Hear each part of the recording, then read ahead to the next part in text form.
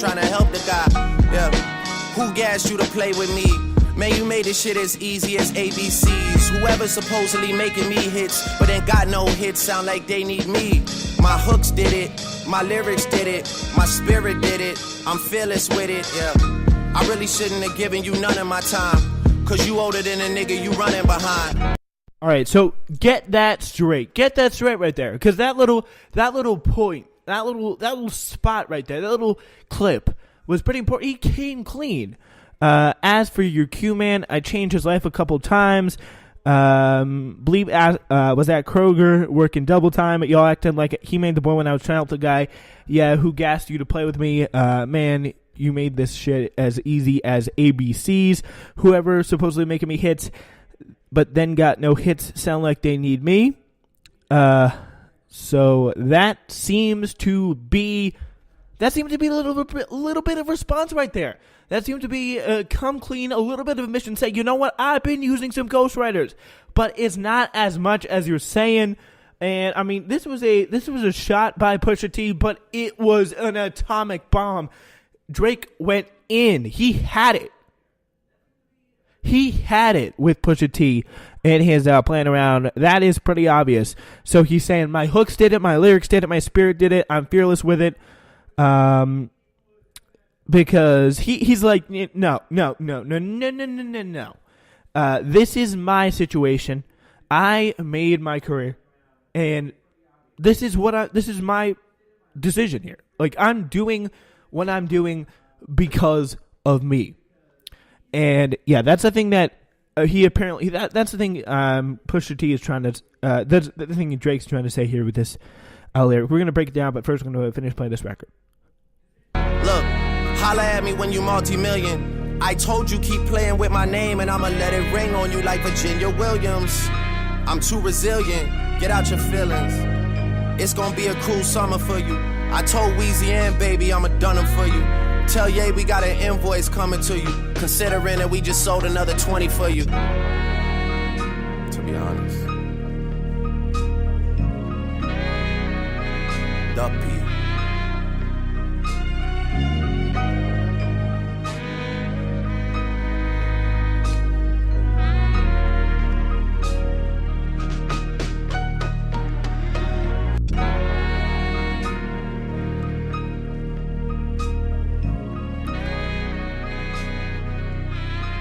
All right, so that's the record there. There you have it.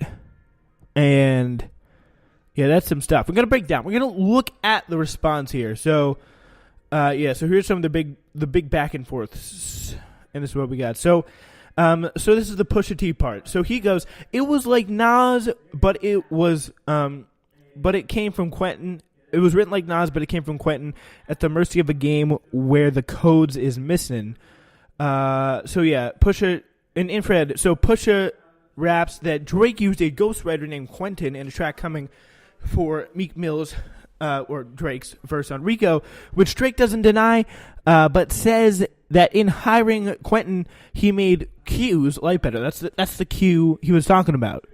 That Q there when he said, as for Q man, he was working double time at Kroger's and he needed to make his life better, and that's what I did for him.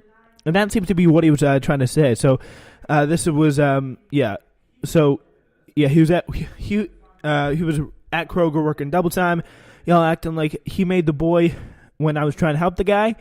Yeah, who gassed you to play with me? Man, you made the shit as easy as ABC. So that's what you know. So then King Push claims that the only rapper who sold more drugs than him is Eazy-E. I don't know if that's the thing to brag about, but Drake doesn't write, and that Drake doesn't write his own rhymes. So so he says.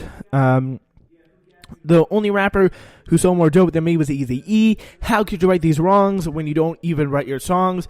But let us all play along. We all know that people, NIGGAs, for real been waiting on. To which the OVO rapper replies that T's drug exploits are largely fiction. So, I mean, for every little bar by Pusha T, Drake has like 4 coming in big. And Drake, one of his best things, he's a very talented man, but one of his best things is diss tracks. That's his specialty.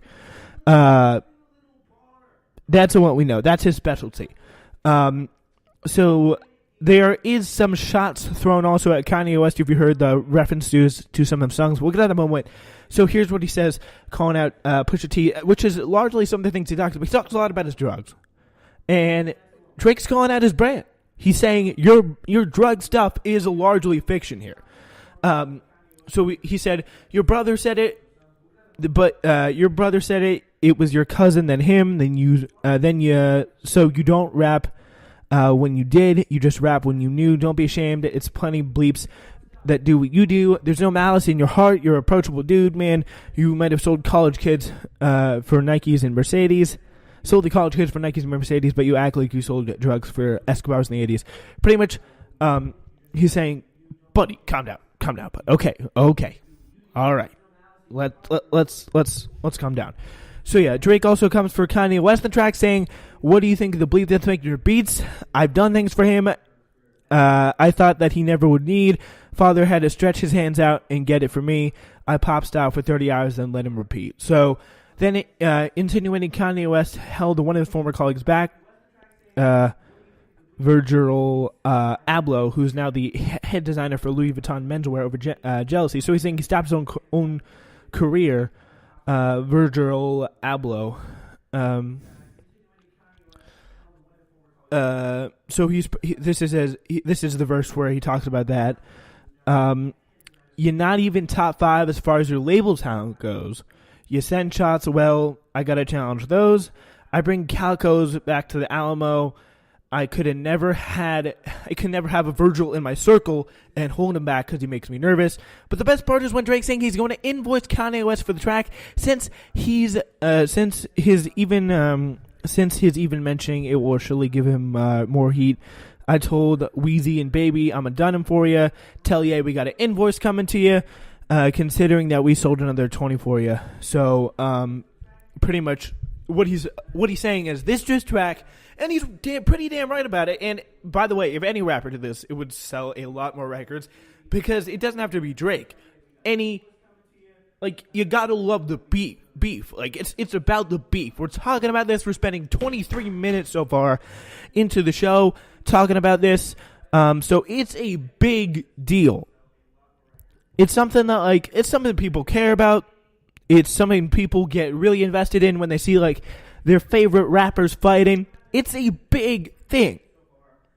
So there is a lot of stuff that they are that they're gonna have to be debating about in the future. And we got a little more bars here. So pretty much, and he's got to be right. So yeah, Pusha asked for the invoice via Twitter, which Drake provides via Instagram with the words for professional services rendered regarding promotional assistance and career reviving. So that's $100,000. USD. Please remit checks to OVO Sound, Toronto, Canada. Bitch. Yeah, so that seems to be a pretty. I mean, the score is 1-1. Yeah, so the internet seems to be leaning toward Drake as the champ of this round, but the bets are it's going to be a cruel summer for hip hop. So, you damn straight. And their memes, Pusha T trying to escape Drake when Meek Mill apparently tried to warn him. And yeah, the memes, anyway, the internet memes seem to be right now leaning in favor of Drake. And it's going to be tough. I mean, I'm not saying it's going to be easy, because it isn't. It's not going to be easy for Drake down the road here to try and maybe for Kanye and Pusha T to come at Drake, because he is on top of the world right now. The closest guy behind him is Kendrick Lamar, and he's not even that close. I got a lot of respect for Kendrick Lamar, but Drake is kicking ass right now, and it's going to be a very tough thing to catch up to. For two guys who, let's face it, Pusha T, whatever you may think of his talent, he's not in the limelight that much. He just came up with a great album. Kanye, he's in the limelight a lot. He's a very controversial figure. People don't always normally like him, but they have to really, they really need to go in on this one. They need to be clever. They need to be smart. They need to be witty about it. Hopefully they have someone in their camp who can be like a little bit witty. But yeah, I mean, if it were me, I'd be like, nice song, Drake. You should give your ghostwriter a bonus round, because nothing seems to trigger him more whenever he talks about ghostwriters. That sets him off so much. Like, that seems to set him off so much. Like, I don't know why, but it does. Insanely so. But I just, like, personally, I showed the Drake writer thing, the ghostwriter thing, like, right back in his face, but, because that's the thing, again, as I said, he gets so triggered about, but who knows what Pusha T is going to be doing, and it's going to be a lot. It's going to be a tough climb. It's going to be a tough uphill battle here. I mean, sending him a $100,000 invoice for career reviving, and Pusha T asked for that invite, which is a little strange. So Drake sends Kanye West and Pusha T $1,000K invoice. So I mean, has Kanye been on Twitter though? That's the question. Because Kanye can't be on Twitter. He can't be messing around on TMZ. He can't be saying, "Oh, I love Donald Trump." No. Because if he cares about people caring about when his album is going to come out, he needs to make good music. That may be the name of his label, but yeah, things are more important at the moment. Yeah, he needs to get back on the track. So yeah, Quentin Miller is said to help pen some of the Degrassi alums' hit songs. The lyric penning equaled the Trump win in it. The bigger question is how the Russians did it. It was like Nas, but it came from Quentin, which is a big shot. This is, I mean, a very solid Drake diss all around here, let's be honest. I mean, it just hours later, though. That's the funny thing. Hours later, Drake came back with Duppy Freestyle, which was pretty solid. So, yeah, the Fake Love rapper has been open about being a fan of Pusha in the past and previously revealed he bought an autographed microphone from the rapper, Pusha T, the Mercy rapper, once for $200 on eBay. It had a microphone of yours, but the signature faded. I think that's pretty much resembles what's been happening lately. He rapped in the track saying, as you know, please believe your demise will be televised. Yeah, so Drake, he previously made headlines with Back to Back during his beef with Meek Mill in 2016. He ended the track seemingly regretful that he responded and saying he would be invoicing the two rappers for helping them sell more records. Pusha T responded to that line via Twitter on Friday, send the invoice for the extra 20. That seems to be interesting. Fire. Here's the other thing though. West and Drake were rumored. Kanye and Drake were going to be working on a joint album, but that project had since been shelved. The Canadian rapper was also spotted in Wyoming in March, where he was said to be helping West write for his upcoming album, which is set for June 1st release. So he was with them in Wyoming and the Jackson Hole thing. So they may.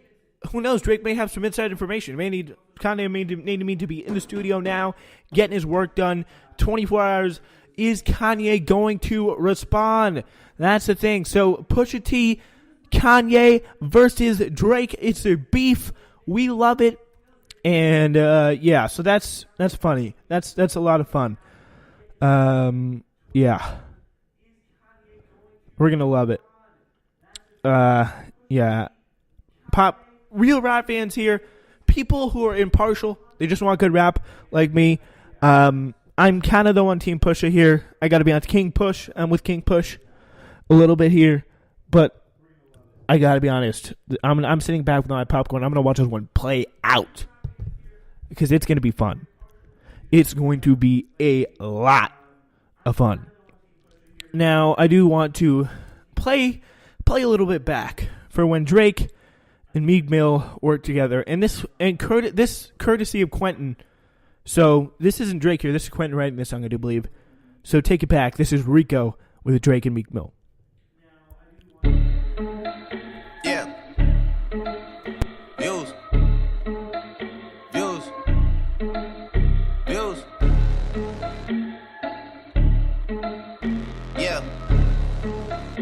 Yeah. All right. Old ways, new women, gotta keep a balance. The girl in your dreams to me is probably not a